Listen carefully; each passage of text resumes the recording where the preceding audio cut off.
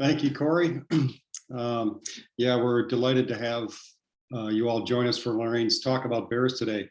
And her talk, it fits so well with the mission of the Saola Foundation for Annamite Mountains Conservation, which is to make our work more than just about Saola, but also about conservation of the Annamite Mountains as a whole, and even about trialing and introducing new methods and models for wildlife conservation more widely.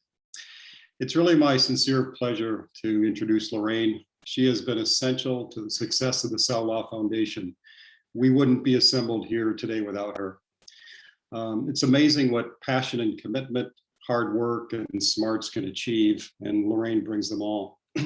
She hails from Scotland, as you may have heard, and in fact, she's logging in today from her home in the beautiful Scottish Highlands. She has a long track record of field work in Southeast Asia, and in particular work on bears. She first worked in Laos in 2007, where for several years she led various field projects and surveys for Free the Bears Fund. Some of this work led to her PhD in 2017 from the University of Minnesota on the status of bears in Southeast Asia. After her PhD, and when I was with the Saola Working Group, we hired Lorraine to coordinate our field efforts in Vietnam. She got hooked on Saola, thank God, and from there she went on to help found the Saola Foundation for Annamite Mountains Conservation and serves as our CEO. She remains an active member of the IUCN Bear Specialist Group, and I, for one, am very much looking forward to her talk and learning more about bears. Just a reminder that our webinars are free, but if you enjoy Lorraine's talk today and in appreciation would like to make a goodwill donation to the Saola Foundation to help us continue our conservation work, of course, we'd be very grateful. You can do so on our website at www.saolafoundation.org, and Corey will also put a link in the chat. And now over to Lorraine and bears.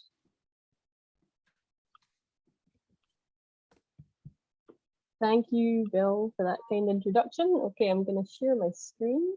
There we go. Okay, Corey, can you just confirm that that's looking good? Yep. Great. Okay, well, thank you, Bill. Thank you for inviting me to give this talk.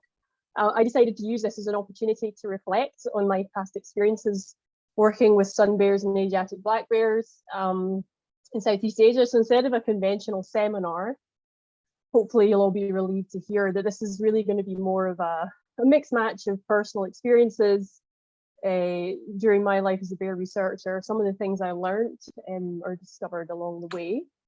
So we're looking at 4 main chapters. This will be broken up into. So I'm just having a little bit of a technical problem here. So I'm just going to see if I can get it to fix it. Okay, so we're going to have 4 main chapters to the talk. I'm going to start with talking about how I discovered bears and how I became a bear biologist. We're going to get up close and personal with Asiatic black bear cub named Paula. Then we're going to move on and take a look at some of the amazing physiological adaptations of the Himalayan sun bear. And then we're going to finish with a glimpse of what life is like in the Annamite Mountains for field researchers and for bears. And then, of course, I'll finish off and touch on how all this ties into my life today, working with the Saola Foundation. So here I am. This is me at around 19 years old when I first began, it's one of my first experiences in sort of field work. I didn't set out to become a bear researcher, not even remotely. I had my heart set working in Africa with lions, sort of driving a 4x4 across the African plains. I watched Born Free as a child, and that's where my mind was set. My first experience working in the field was in Grand Cayman. So that's where this photo was taken from when I was around 19 years old. This is blue iguana habitat. I was working with the Blue Iguana Recovery Program. It's actually remarkably similar to parts of the Annamite Mountains with this jagged limestone karst terrain that is absolutely deadly to shoes and to shins when you fall over. So at this point in my life, I have to admit that I really had never given bears a thought at all. I realized that my screen hasn't changed. There we go. So that's the video. That's the picture of myself in Grand Cayman. So as an undergraduate, my first real introduction to bears was this book. So this was a book that was given to me by a roommate in my first year dormitory. It's a really lovely little story about a man who raised 3 orphaned bear cubs in the North American wilderness. What really struck me about when I read this book was his descriptions of the bear's behaviors, his experiences as he spent time with the cubs in the forest. And like, I remember thinking that I had absolutely no idea how human-like bears are. So it seemed to me, reflecting on what this man had experienced and written about, that this was, I mean, what an incredible experience for him to have lived with bears in the forest. It really captured my imagination. And little did I know that just a few years later, I'd find myself in a remarkably similar situation. But having read this book and discovered bears, I moved on to learn quite a lot about bears in the world. So let's start with what I went on to discover. So there's 8 extant species of bears in the world, 6 of which, believe it or not, occur in Asia. Here's some bear trivia for you. Which species of bear, does anybody know what species of the bear has the widest distribution in the world? It's actually brown bears. You can see my cursor here. So brown bears they have the widest elevational range and the widest latitudinal range of all species. So they occur right across the northern hemisphere, from Alaska right through to Russia. Now we've also got the American black bear, everybody will be familiar with, the Andean bears that occurs exclusively in South America, the polar bear, I think we have a polar bear biologist in the audience today, and we've got the giant panda that lives in China, the sloth bear, which is restricted to India, and then we've got, I'm very sorry, I'm afraid I'm having some technical difficulties. There we go. So the Asiatic black bear and the sun bear, which are going to be the focus of my talk today. So they both occur in the Southeast Asia. So the Asiatic black bear and the sun bear, here we are. So, these are the 2 species of bear that occur within the Southeast Asian region. They coexist over large areas and they share many of the same food resources. The Asiatic black bear, this is quite similar to the American black bear in size. It's got a long shaggy coat, also called the moon bear. It's got this beautiful white crest on its chest, a white sort of V crest, very distinctive. Asiatic black bears, generally speaking, tend to prefer high elevation areas, and they seem to outcompete sun bears in areas of high food availability. Sun bears are the smallest species of bear in the world. They're called a dog bear, a pig bear, a honey bear in local languages in various range countries. And we'll talk a lot more about sun bears a little bit later in the talk. They're more, generally speaking, more common in lower elevations, although they're found throughout all elevations in Southeast Asia. They eat a lot of fruit, but they can get by in a diet of largely insects if they need to. So there we go. So this is the Asiatic black bear's range. So they have a very, very wide global distribution, right from the west, Iran, Afghanistan, and all the way east into Russia, Far East, and even Japan, and then down into Southeast Asia. And the sun bear, they have a much narrower distribution than the Asiatic black bear. Bangladesh in northeast India in the west, southern China through mainland Southeast Asia, and then down into insular Malaysia, Sumatra, and Borneo. This black dotted line that you can see here, this is the area of range overlap between the sun bear and the Asiatic black bear. So there you can see this cutoff here, and this is the Isthmus of Kra, which is in southern Thailand. This is a really major ecological transition point for bears. Below here, sun bears are the only bear species that occurs, and there's actually a very distinct ecological shift from a seasonal monsoon with a hot wet season and a cold dry season in the mainland, where it switches in the south of this point to a sort of aseasonal tropical climate with where you experience periodic mass fruiting events and famines and things like that. So that's the generally the overlap information on both species. So this is me becoming a bear biologist. So here's me at 21 years old meeting my first bear. This is an Asiatic black bear called Small. his name was. He was rescued from poachers by an organization called Free the Bears. I believe the CEO is in the audience today, Matt Hunt. And I was actually brought into this situation with this little bear cub completely by chance, by a complete stroke of luck. I was volunteering at a zoo in England, and I was introduced to Matt Hunt, who's the CEO of Free the Bears. Free the Bears rescues bears from the illegal wildlife trade and is working endlessly to end bear farming in Southeast Asia, both of which we will touch on a little bit later in the talk. So I found myself in Cambodia, temporarily sidetracked from my mission to Africa, or so I thought. Just weeks after I arrived, Matt sent me on a field mission to the heart of the Cardamom Mountains, and the Cardamom Mountains out in southern Cambodia, and he sent me along with a multi-species research team, which included a bear survey team that were working with Conservation International. So off I went. So here's the Cardamom Mountains down here, and again, I'm just having, you'll have to bear with me, I'm having a few technical difficulties in mind. This is here is my hammock from the first night that I spent sleeping in the forest of Southeast Asia. And then, like I said, there's the Cardamom Mountain range. They're quite a high elevational range in southern Cambodia, a very important area for bears, both species of bears, Asiatic black bears and sun bears.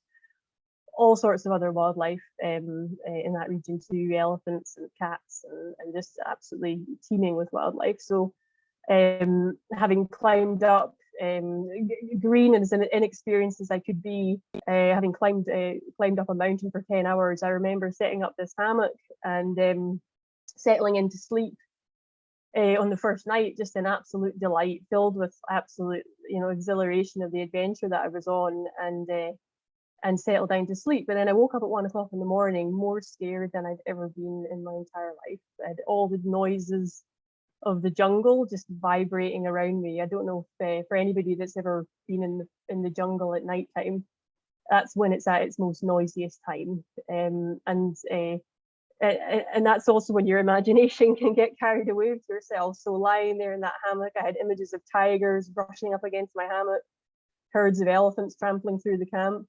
And I just couldn't imagine how I was going to get a moment's sleep for the rest of the trip after that moment. But then actually it's amazing how quickly humans acclimatize to things like this. So I spent each day of that trip, I think it was about a 10-day trip to a 2-week trip, with the Conservation International Bear Team, learning how to survey bears in the wild. This is actually, believe it or not, I managed to dig out this photo, the first ever set of claw marks that I ever saw of a bear having climbed a tree. So we were all sitting, resting at the side of the trail. And this, I remember very clearly, it was a young Khmer female field biologist from Conservation International who jumped up, looked at this tree and pointed them out to us and said, "This is from a bear." And I never forgot that moment, that this sort of incredible realization that there's these animals hidden away in the forest, really, really deep, thick forest there, absolutely very, very, very unlikely that you're ever going to see these animals physically, but yet you can so easily and so undeniably identify them in such a simple way. So I was, from the moment of looking at this set of claw marks on that tree and then seeing the excitement in the Khmer field biologist, I was absolutely hooked on surveying bears from that moment. So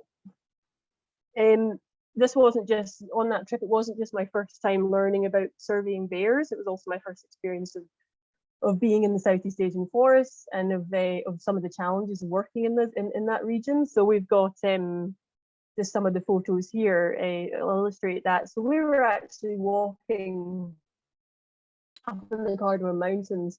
We were walking along foot trails that were left by the Khmer Rouge soldiers, not so long before that time. So we're talking maybe the early 1990s. I remember finding like discarded Coca-Cola cans from the 1990s, like use by date on the side of the trail.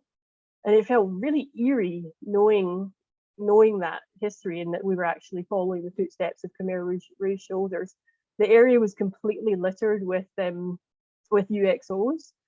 So in Cambodia, in particular, landmines are a really huge problem in the field, and this area that we were in hadn't been surveyed or cleared properly for safety. So we were told to walk behind our guide. This is our guide, and this is us walking behind him. And I really never quite managed to wrap my head around the concept that we were sending this poor man out in front of us. So it was a very sobering realization of some of the realities of working in that region.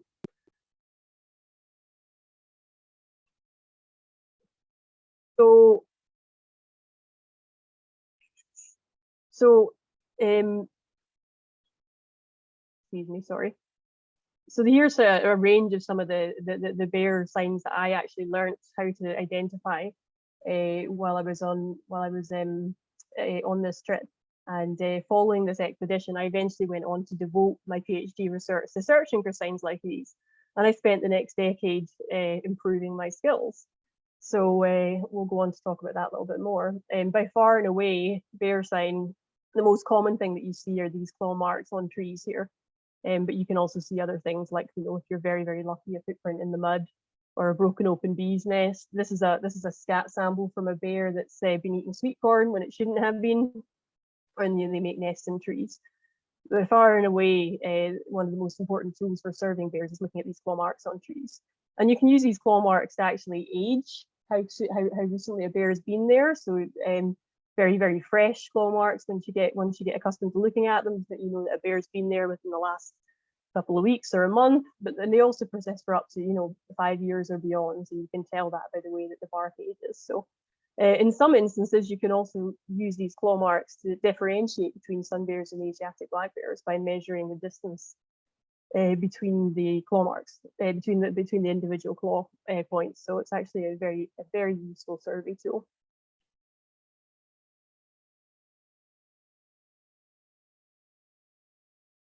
So here I am. This is me, 22 years old, moving to Laos.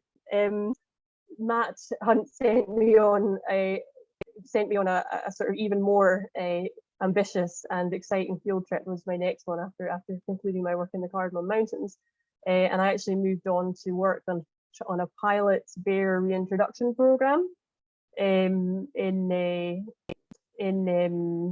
northern Laos, and it was actually a young bear cub called Paula that really went on to teach me much of what I know about bears now, and I know about bears that living in the forest. So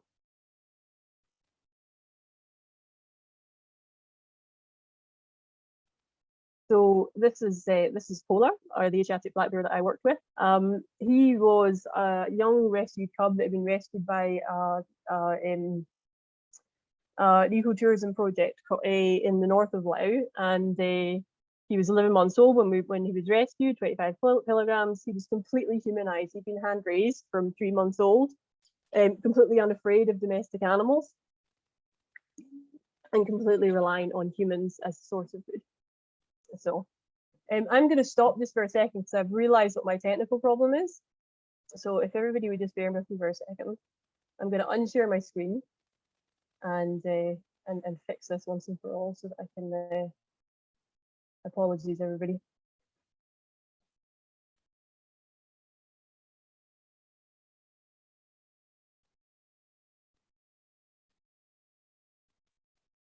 You can practice these things all you like, but right. Anything I can help with? No, I think it's good. I had the slideshow open twice. Ah, I've just realized that's what the problem was. So I think we're all good. I think we're good.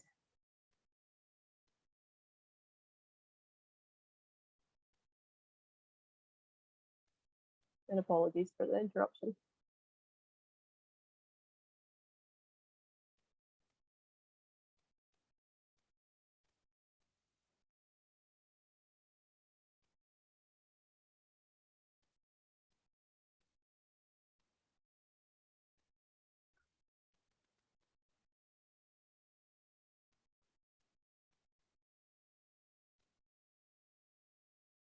And that says we're just almost about halfway through, just to let you guys know. There we go. Okay, so you can see that slide, you can see Paula. Yep. Looks Okay. good, Lorraine. Okay, apologies everybody. So let's get going. So this is Paula. So he was a young, and I should stop and just say I did not name him Paula. He was named already when we got there. So we had some challenges, and the goal was to undertake a trial reintroduction program with this bear and see whether or not we could integrate him successfully back into the wild. So that was the challenge. So I spent almost a year working with this bear. In the north of Laos, as I said, and here we go. So this was my field partner Brian, who worked with me, and essentially what we did for Paula is we act like his surrogate parents. Now, he didn't really need anybody to teach him how to find food in the wild. He didn't need anybody to teach him how to climb trees. All those skills were really innate in bear cubs. And what he did need was protection, and it was protection from wild animals and protection from wild bears. So that's really what we served as. We sort of we provided a sort of blanket of protection around him by walking with him in the forest every day, and allowed him to carve out his own territory and develop his own skills and get fattened up and ready to become a sort of independent bear. So we walked with him. He had a GPS tracking device on him. But we spent a lot of time with him. Once he got a bit older, he tended to go off by himself, and we'd have to track him.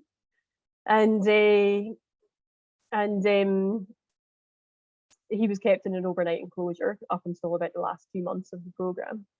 One of the very, very key parts of this was teaching him to be scared of humans. That was one of the key challenges, because if he was ever going to become a problem bear, which I think people in North America would be very familiar with, bears that wander into human settlements and look for food. We all know what happens to those bears. They don't survive for very long. So this was never going to be successful without reinstilling a natural fear of humans into Paula. So we had a little bit of fun with this. We shouldn't have, but we did. So this was our kind of human avoidance training, also known as Scare the Bear, where we would set up kind of bizarre ambush scenarios where we would give the bear cub opportunities to approach humans in the wild and then really make them regret it. And it worked very well. Turns out bears are terrified of balloons and being chased by a man with a megaphone. So it was really quite an incredible experience at 22 years old to get to do that. We lived out in this little bamboo hut in the middle of the forest, just like all slept in a line on the slat there on the ground, and next to a little river. So this was Camp Nim. And Brian and I would rotate, so I would stay there for 2 weeks, and then he'd come stay for 2 weeks, and that was our lives. It came to a very sad ending. Sadly, Paula did not survive beyond I think it was just about 8 months, I believe, that he sort of lived free in the forest, and he was ultimately killed by a wild female with cubs. We know this from a post-mortem and from investigation of the area that we found his body. And we can only speculate, but it seems reasonable to think that he inappropriately approached those bears because he didn't have social skills, right? He didn't have a sibling, he didn't have a mother bear to teach him how to be a bear. So that was it was a very obvious weakness in that program, and it was a very important learning lesson for us as we documented the outcome of this project. So Laos being a Buddhist country, we gave Paula a Buddhist send-off. The monks from the local town blessed his body and cremated him. And then we scattered his ashes in the Mekong with some honey for the road. So that was a very bittersweet conclusion of that part of my history of bear researchers. So we've talked a lot about an Asiatic black bear getting up close and personal. So I think that it would be only fair to delve into some specific details on sun bears. Now, this is me at a conference in, I think it was in Alaska, I believe, a sun bear conference. I actually spent a term an entire term as co-chair for the IUCN Sun Bear Expert Team. I led the 2019 IUCN Red List update for sun bears and the IUCN Range Map update. So arguably, I've actually done more research on sun bears, even though I've never gotten to spend personal time with one in the same way that I did with an Asiatic black bear. Sun bears are pretty incredible species. If there's any budding bear biologists in the room here, you might notice this is Sunny. He's right behind me. He came back with me from Alaska to the Scottish Highlands. It was not easy getting him here, but it was well worth it. So I'm just going to talk about some of the incredible things about sun bears. They're unique amongst bears, so let's go through a few of those. So sun bears are the world's smallest bear, but they've got a number of physiological adaptations that are disproportionately large for their body size. They're aseasonal breeders, at least in captive bear, in captivity they are. Their gestation is only 80 days. So they give birth to like usually only one tiny little cub. This cub in this picture is only 1 week old.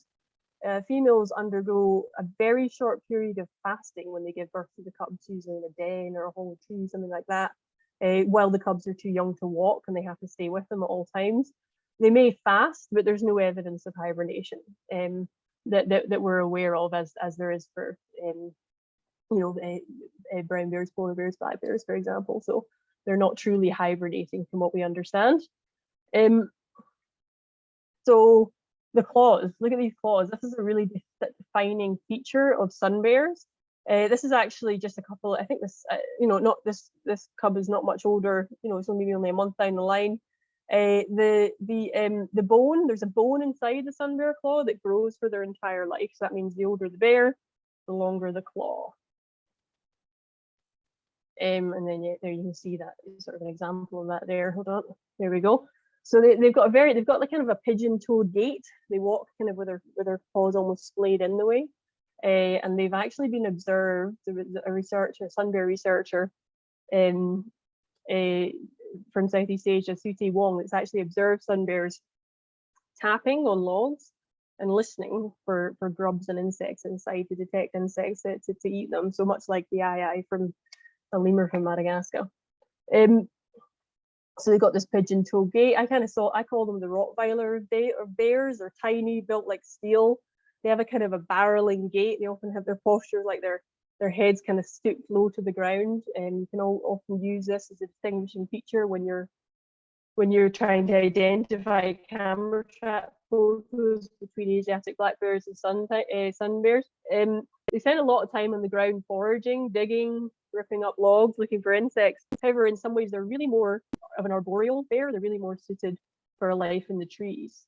So they've got a structure in the placement of their shoulder bones, and the muscles that are associated with those bones are actually comparable to arboreal primates. They're very especially adapted to climbing and foraging.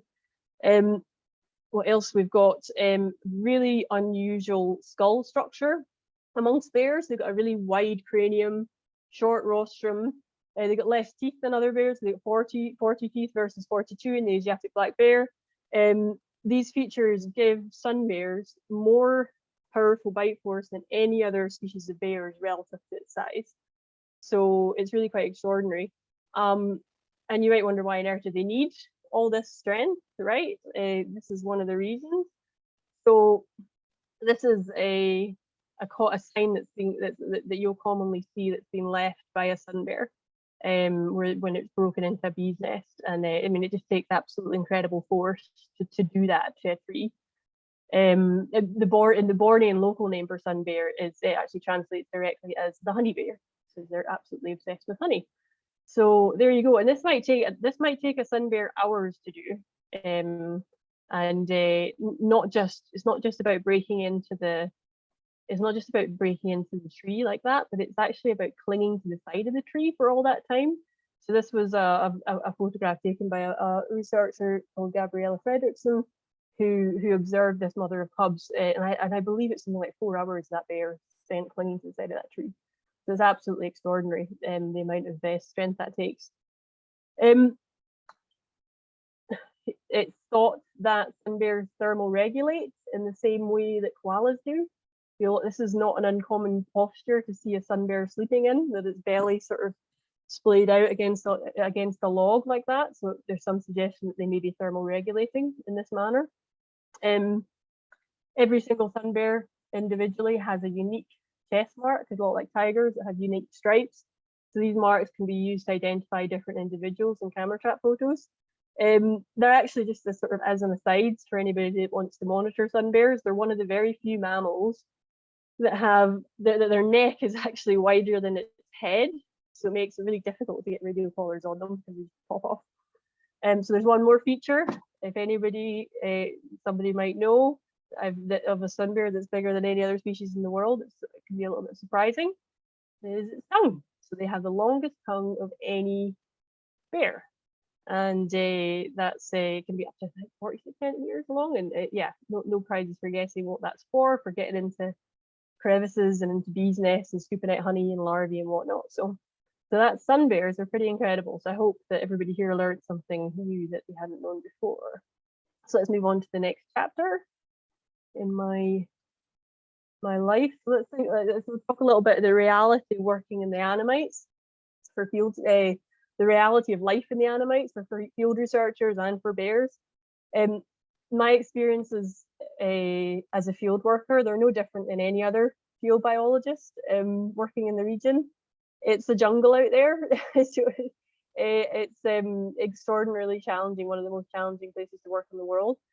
In case anybody's wondering, this photo is a completely ineffectual way of preventing trench foot. Don't try it, doesn't work. So there you go. So as I said, it's an extremely challenging habitat. I conducted, as part of my research into bears for my PhD, I worked in 8 different sites throughout the country, throughout Laos specifically, and that included several sites within the Annamite Mountains at Saola range. To get around, we pretty much just we resorted to whatever we could get our hands on. We went from the north, south, east, west of the entire country, and getting around was challenging. And we had lots of different forms of transport, although predominantly, much to my joy, our predominant form of transport was by motorbike. I'm like motorbikes in my personal life, so a lot of people might have thought I was just sort of being overindulgent in a personal hobby, but it really was the only sure way to get to some of those far corners of the country and these like up the little villages in the middle of nowhere was to take bikes out. So we had a fleet of about, I don't know, 5 or 6 bikes. There was always one broken down at some point or another, but it was a lot of fun, a lot of adventures, and a lot of bruised knees and cuts and bruises. Those in the West that are accustomed to paved highways might think that this is complete overkill. Why not just hire a car? I swear to you, this is a true story. In all of my years of conducting bear surveys in Laos, there was only one day where we decided to use a car, and this is what happened. I swear this is a true story. I won't comment on whether or not the driver of this car is in the audience today or not. It wasn't me. I wasn't driving. These are some of the casualties. I just happened to find this photo. That incident wiped out everybody's mobile phone. There was 4 people in the car, amongst a bunch of field gear, things like that. So we never used cars again. Nobody got injured, thankfully, just injured pride. And the vehicle didn't work again for some time. So now other dangers of the Annamites.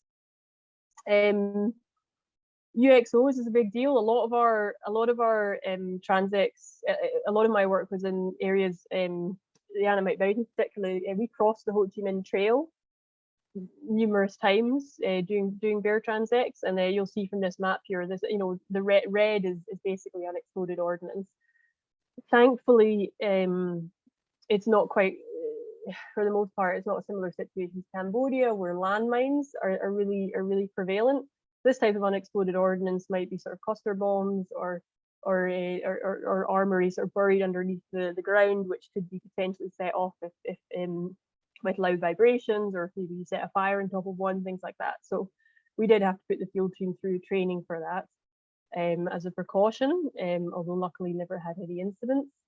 So this is just an example. This is a field team from that region that I worked with. You notice this guy in the far right, as 15 years old, he lost a hand from a cluster bomb because he'd been come across it and hadn't understood what it was. So he's actually one of the strongest, most reliable team members that I had. So it certainly didn't slow him down. Here is a mix mash of other photos just to show some of the other some of the other challenges of working in the Annamites. So we've got top left here. This is basically our field team being arrested because we wandered into the wrong province without the right documents and got caught. It really wasn't unintentional, but we got pulled up by the entire village and the local police, and most of the team carted off down to the police station until we managed to apologetically back out and get into the right province again.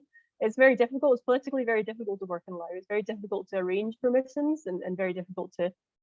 It's very time consuming. So this is a reticulated python. I just kind of doesn't really fit in here very well, but I wanted to throw it in. Believe it or not, on the final transect of my, I think I did like 96 transects in total throughout over the course of 4 years. On the final transect, I tripped over this thing sleeping. These are like 10-meter wide transects. I tripped over this thing fast asleep in the middle of the transect, my final transect of my PhD research. And it was no danger to us, but it just occurred to me that this should have been, it wasn't, and I should have logged this in my data sheet as a predator for sun bears, because actually sun bears, believe it or not, have been predated on by reticulated pythons. It's been documented and written about. So there you go. Snares. We encountered snares almost everywhere we went. It's hugely problematic in the region. Widespread wildlife snaring, and there's times, I got caught in snares regularly, and there was times where I really narrowly avoided being injured quite badly by snares that had been set for tigers, but luckily never did. So let's go on to the realities of being a bear. So being a bear in a part of the world where the value of wildlife and forest products is sky high compared to the standard quality of living for the average person that lives in that country.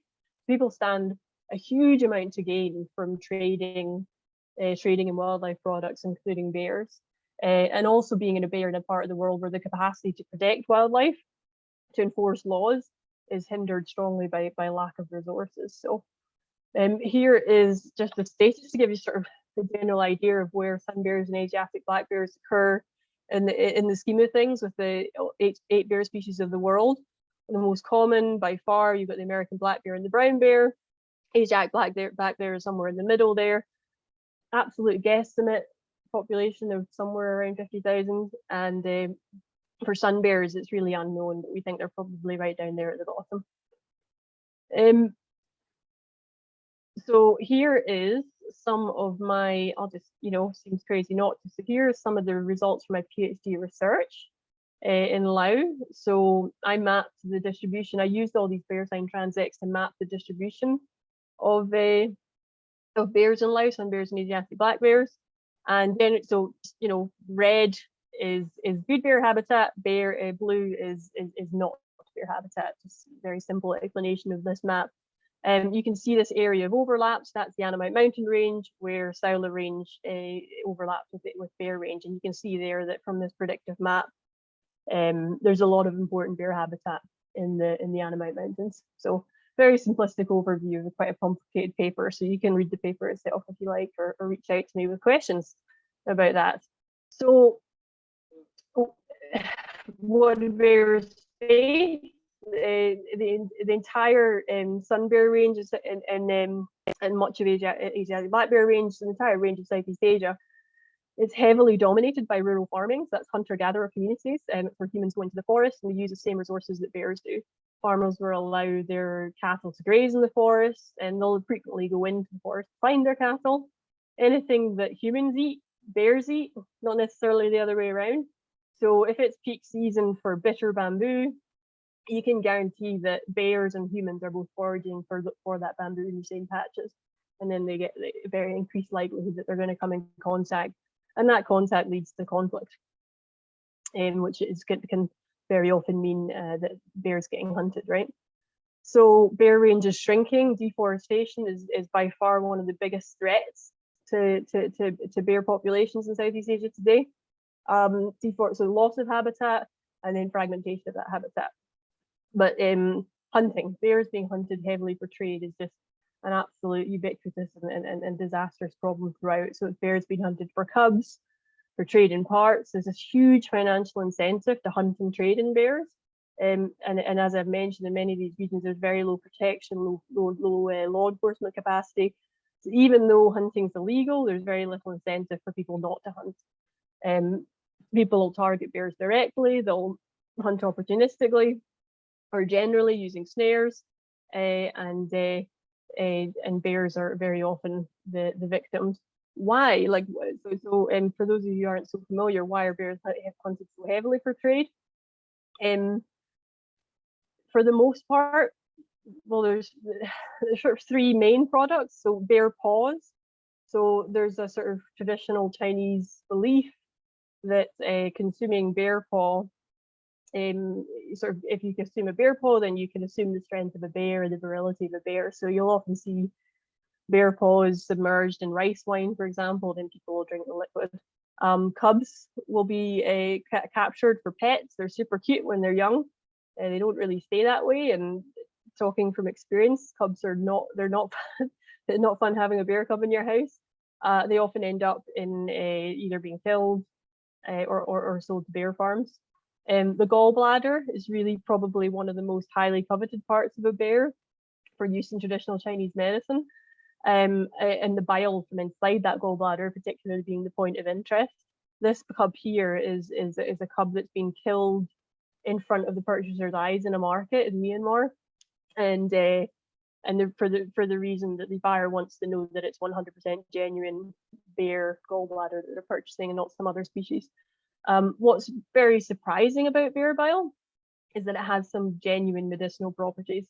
So very generally speaking, it works against cell death. So it can slow, halt, and in some cases reverse cell death. So it's quite remarkable medicinal properties. Its uses have been the component in bear bile, EDCH, is synthesized in the lab, so you can actually make it without even touching a bear, and from byproducts of chickens and things like that. So it can be successfully synthesized, and it's been used for things like preserving lungs for organ transplants. And there's some research into potential benefits for long distance space travel and allowing humans to persist without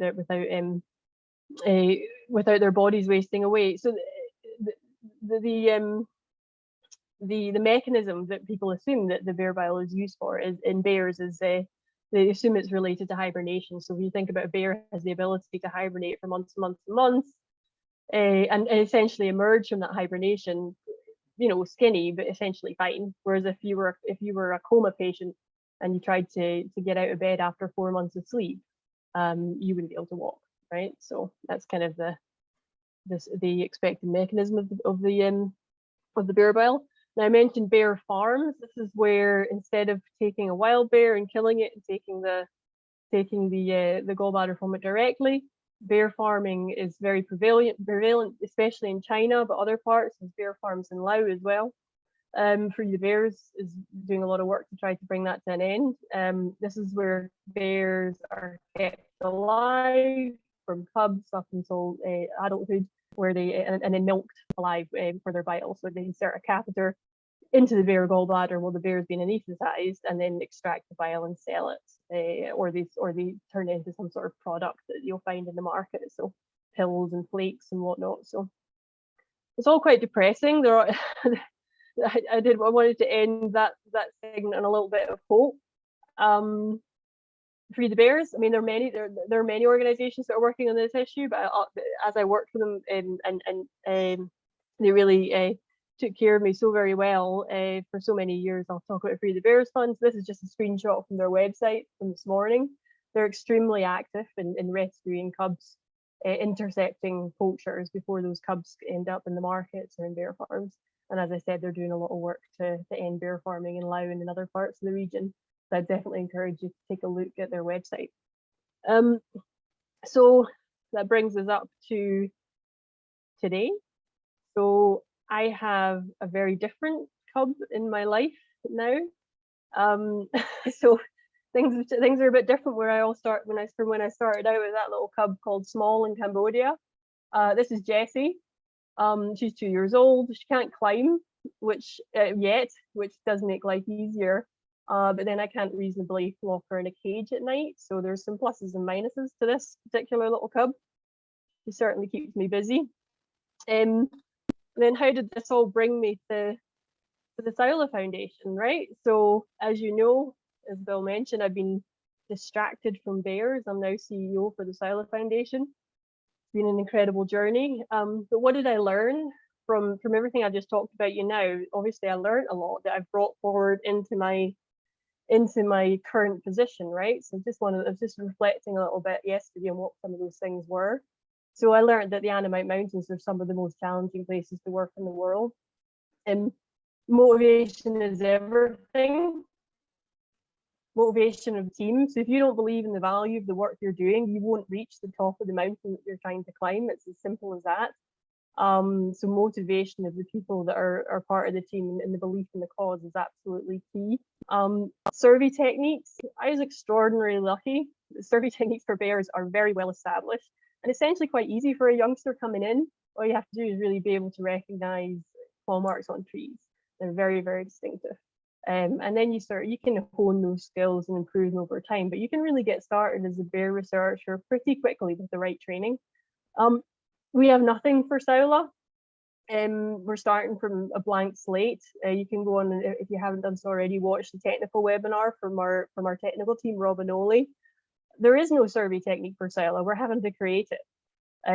One day soon, I hope and believe that there will be an established method that allows us to detect and confirm presence of Saola quickly and efficiently. But for sure, it's going to be far more complicated than just looking for claw marks on trees. We know that, right? Another thing that I learned is that there's no such thing as a single species program. I might have been focused on bears, but I collected data on far more than just bears. And the connections that I made during my time working in bear research really put me on the path that I'm on today, working with Saola. And then if I look back and I think about some of the individuals that I worked with, the students, the young researchers, and where they were now and where they were then and where they are now, many of them are working in leadership positions within conservation and the multi-species programs. So, and making a real impact and much broader conservation than just bear than simply bear research. So, so you know, the point being that our efforts to detect, project, ultimately reintroduce Saola, it bodes well for many species that share the range, including bears of the Annamites. So finally, finance is everything. I got by with on my research with a number of key donors. I'm not going to list them all. I had steady, but I'm extraordinarily grateful for their support. We had continued support through the years, so that I had that sort of continuity of funding, although everything was done at an absolute shoestring budget. And it was a fight, you know, it was very time consuming, and we did have to make a lot of compromises.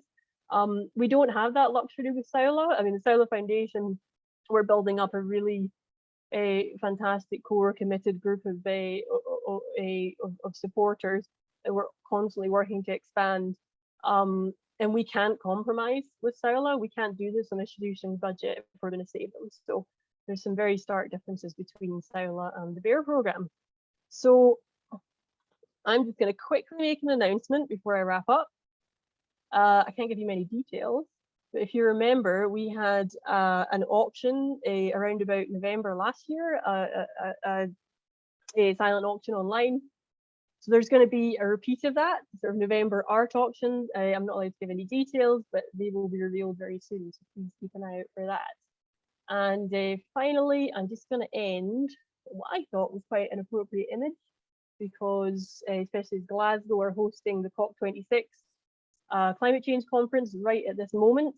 Let us not forget that it's not just the critically endangered Saola that requires our close attention. So with that, thank you very much for listening, and I would be delighted to take questions. I've gone a little bit over, so let's extend questions by 10 minutes, Corey. Thanks, everybody. Sure. Yeah. I'll stop sharing.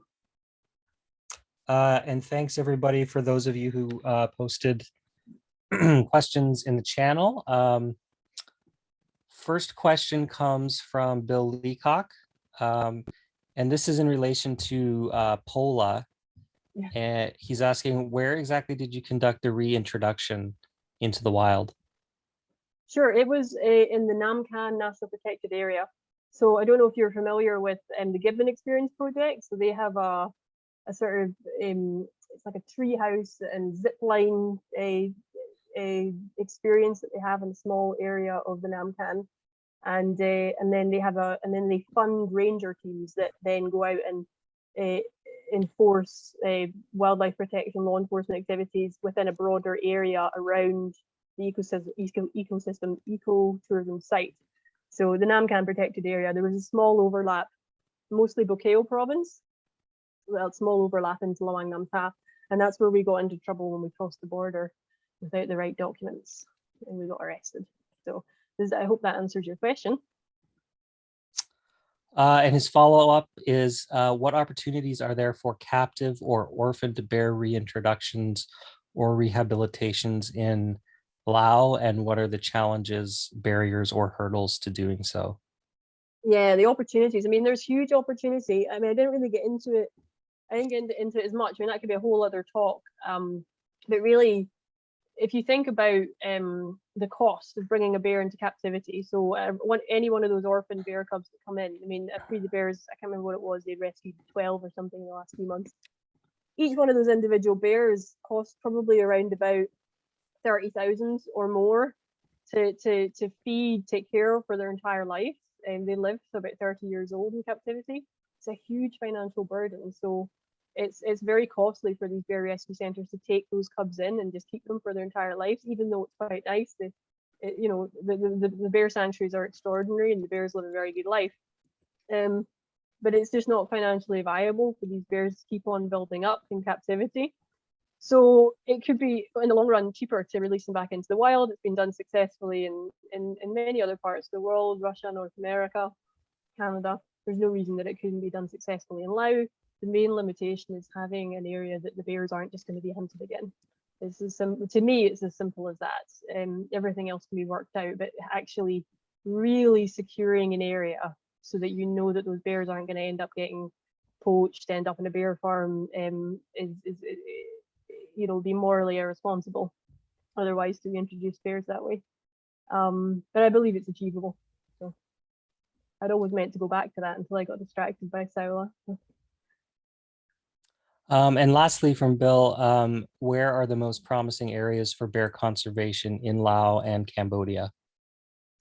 Ooh, so I'm not going to speak for Cambodia because I'm out of date. I mean, I would have just automatically assumed that the Cardamom Mountains is a very important landscape, which I believe that WWA at least are active in. But for Laos particularly, one of the most, I mean, it's a hard thing to say because Laos actually has a really good National Protected Area network, and it's got a really fantastic forest cover. So north of Laos, if you sort of think back to that range map, and I can send you the paper, Bill, there's a lot. I mean, really, where there's trees, where there's bears, where there's higher densities, thicker forest cover, there's more bears. It's kind of as simple as that. Up in the mountains, that tends to be better. This population status tends to be better because those mountains are less accessible to humans, essentially, and to loggers, right?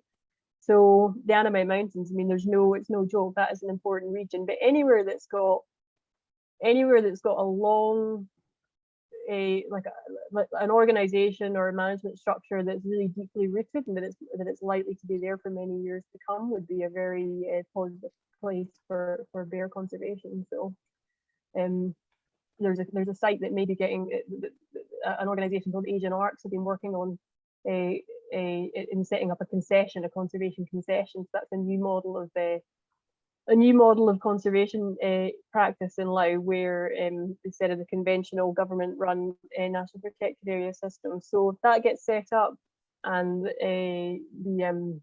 running, Khunsi Nong Ma may become a very, very important area, not just for bears, but for all sorts of wildlife. That gets set up and really the law enforcement gets established effectively. Because at the moment, it really is a bit of a landslide, particularly with wildlife snaring. Okay, next question is from Anna Makarska. Is anyone now conducting research on bears in the wild in Laos? I don't know. It's terrible. I don't know the answer to that. They must be. I had somebody actually I think somebody that's in the audience today had contacted me. That's working on, that's at least interested in doing bear research. I know that Free the Bears are always active.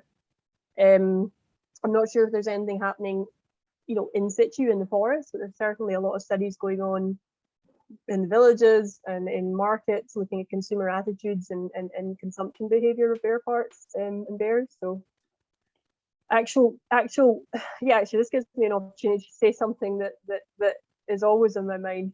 There's a tendency, and I don't really know why this is, for multi-species organizations like WWF, WCS, I mean, they do a lot of extraordinary work.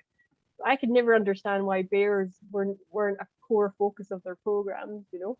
I think that because bears are so common in other parts of the world, that maybe they're just not seen as, I don't know, sexy enough or something for being a focal species. So, you know, something like tigers is obviously a lot more attractive, or gibbons, things like that. So I'd really like to see a greater focus on bears, sun bears, Asiatic black bears, by some of these, you know, international NGOs. So I think that would go a long way, rather than just having, you know, organizations like Free the Bears driving forward research. I've just got I'm gonna read this because I had a little message from Matt Hunt, who's in the audience, who has updated me on something that they're doing in Annamite Mountains. So apparently there are some hunter surveys going on in Annamite Mountains, which is a national park in the northeast of Life, led by Free the Bears. So that's happening right now. Great. Next question from Claire Kuhn. For bears specifically, what are some things that somebody interested in working with them should know? But like, I need more information. Do you mean like in what capacity? Well, she asked to follow up about captivity. Will it continue to work? And what are other ways that we can address species conservation as pressures on them increase? So just to clarify, so taking bears into captivity, will that continue to work? Is that? Yeah.